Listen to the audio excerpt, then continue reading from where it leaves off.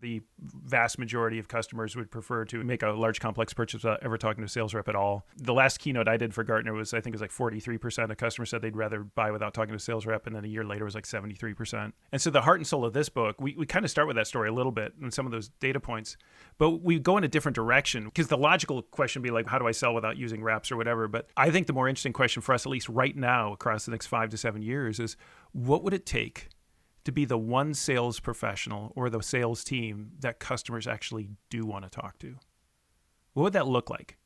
How would you have to show up? How would you have to interact? How would you have to engage? What would it look like? That's the drumbeat of this entire book, is what would that look like? And at the heart and soul of this really is something, it may just be because I'm just an old crabby man now, but something as I go into the back nine of my career that I'm so focused on is just human connection. And I think part of it is because there's just such a feeling of disconnection in the world that we live in today. I mean, so many of us are just struggling with just like, how does any of this work? We're all overwhelmed. And so I think there's real value in business and in life of just finding ways to just improve and increase deeper human connection. And what's neat is the book starts with a business case where not only why is that just makes the world better, but actually helps you sell more stuff. So not to be crass about it.